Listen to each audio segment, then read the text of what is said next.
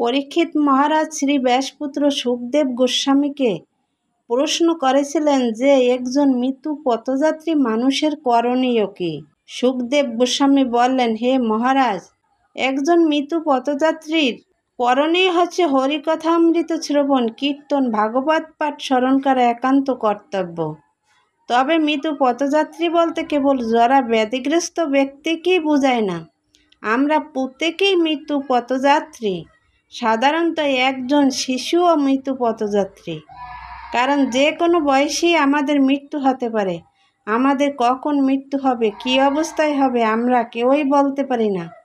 আমরা শুধু এটাই জানি, যার মৃত্যু হয়েছে তার জন্ম অবধারিত, আর যার জন্ম হয়েছে তার মৃত্যু অবধারিত।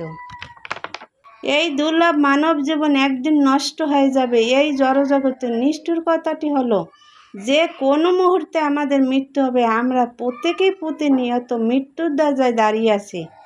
তাই আমরা কোনো কিছুর অপেক্ষা না করে পরমেশ্বর ভগবানের সর্বমঙ্গলকর শ্রী নাম কীর্তন, ভক্ত ভগবানের অপ্রকৃত লীলা কথা শ্রবণ, ভগবানের সেবা আরাধনা করা উচিত। কলিহত জীবের উদ্ধারের জন্য শ্রী চৈতন্য মহাপ্রভু নির্দেশ দিয়েছিলেন, কীর্তনীয় সদাহরি, সর্বদাই আমার নাম স্মরণ করো। পরম ভগবত পরীক্ষিত মহারাজ জানতে পেরেছিলেন যে তার 7 দিন পর মৃত্যু হবে। তাই তার পুত্র জন্মজয়কে রাজ্যভার অর্পণ করে মহর্ষি সুখদেবের কাছে ছুটে গিয়েছিলেন মৃত্যুর জন্য যথাযথভাবে প্রস্তুতি নিতে। তিনি তার কাছে অবিরাম 7 দিন ধরে শ্রীমদ্ ভগবত কথা শ্রবণ করেছিলেন।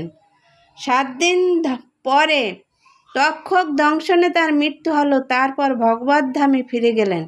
কিন্তু আমাদের মতো সাধারণ মানুষের কোন দিন মৃত্যু হবে তার কোনো ঠিক ঠিকানা নাই। আমরা পরীক্ষিত মহারাজের মতো নিশ্চিত বলতে পারি না কখন আমাদের মৃত্যু হবে। আমরা মূর্খের মতো ভগবত ভজনা বাদ দিয়ে তার কথা ভুলে গিয়ে এই জগতে সুখ শান্তি কীভাবে ভোগ করব সেই চিন্তা নিয়েই ব্যস্ত থাকি। কীভাবে স্ত্রী, পুত্র, ছেলে মেয়েকে, পরিবারকে ভালো রাখা যায় তার বিভিন্ন পাপ কাজে লিপ্ত হয়, অসৎ উপায় উপার্জন করি। আমরা একবারও ভেবে দেখি না যে কোনো মুহূর্তে আমাদের মৃত্যু হতে পারে। সবসময় আমাদের মৃত্যুর জন্য প্রস্তুতি থাকতে হবে। আমরা সেই কথা না ভেবে শুধু একটা খাবো, ওটা খাবো, এই চিন্তা নিয়েই মগ্ন থাকি। তাহলে আমাদের সদ্গতি কিভাবে হবে? আজকালকার যুগে অধিকাংশ মানুষই জীবনচক্রের সমাধান চায় না। তারা কেবলমাত্র এই জড় ব্রহ্মাণ্ডের চক্রে ঘুরপাক খেয়ে সুখী থাকতে বাসনা করে। অধিকাংশ মানুষই কৃষ্ণ ভজন করে না, তার আরাধনা করে না, বিভিন্ন কাজকর্মে লিপ্ত থাকে, যেমন নেশাভাং, জুয়া, আমিষ আহার, অবৈধ যৌনতা ইত্যাদি। যার ফলে কলিযুগের মানুষ জীবনে সুখ শান্তি পায় না, দুঃখের সাগরে ভাসতে থাকে, ভগবানকে লাভ করতে পারে না।